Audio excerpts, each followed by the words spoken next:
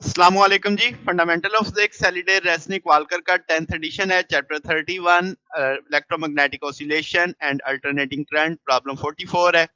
वो कहता है केसी जनरेटर है जिसमें जो जनरेटर ईएमएफ पीक वैल्यू दे रहा है 220 वोल्ट की दे रहा है, 400 हर्ट्ज की फ्रीक्वेंसी पे ऑसिलेशन प्रोड्यूस कर रहा है।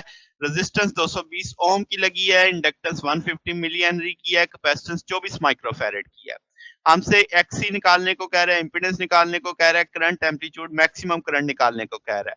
फिर वो कहता है एक सेकंड कैपेसिटर सेम कैपेसिटेंस का सीरीज में जोड़ दिया है इन्हीं के साथ। तो अब बताओ एक्सी का क्या बनेगा, जी का क्या बनेगा, आई का क्या बनेगा? क्या वो बढ़ेंगे, कम होंगे या उतने ही रहेंगे? अब फिर हमें कह लें कि तीनों चीजें आरएलसी सीरीज सर्किट में बनी हुई हैं, तो एक्स सी 1/2 पाई एफ सी लिखा जा सकता है। तो हमें एफ भी पता है, सी भी पता है, तो 16.6 ओम की रिएक्टेंस आ जाएगी कैपेसिटर की। इम्पीडेंस निकालने के लिए हमें एक्सएल भी चाहिए, तो एक्सी भी पता है, आर भी पता है, तो एक्सएल पहले निकाल लेते हैं। 2 पाई एफ एल फ्रीक्वेंसी है, 400 एक्सएल और इंडक्टेंस भी पता है, तो ये 376.8 आ जाएगा। अब इस फार्मूले में वैल्यू डाल देंगे, आर भी पता है, एक्सएल भी पता है, एक्सी भी पता है, तो 422 ओम आ जाएगा।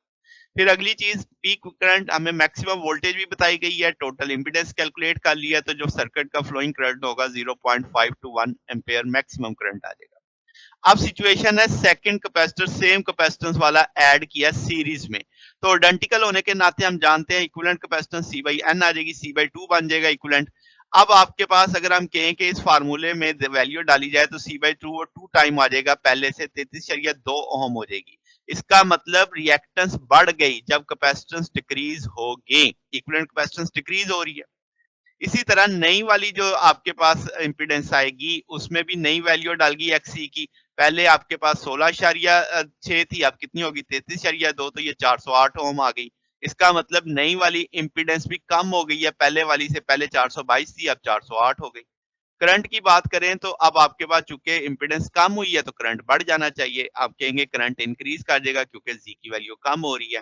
तो ये हमारे पास सोल्यूशन है जनाब। अगर आपको इसमें कोई बात पूछनी हो, डाउट हो, नीचे कमेंट्स में पूछ सकते हैं। वीडियो अच्छी लगी हो तो वीडियो को लाइक कीजिएगा, दोस्तों के साथ शेयर कीजिएगा, चैनल को सब्सक्राइब कर दीजिएगा। अब तक के लिए इतना ही, बाकी इंशाल्लाह नेक्स्ट देखेंगे। ओके, अल्लाह हाफिज।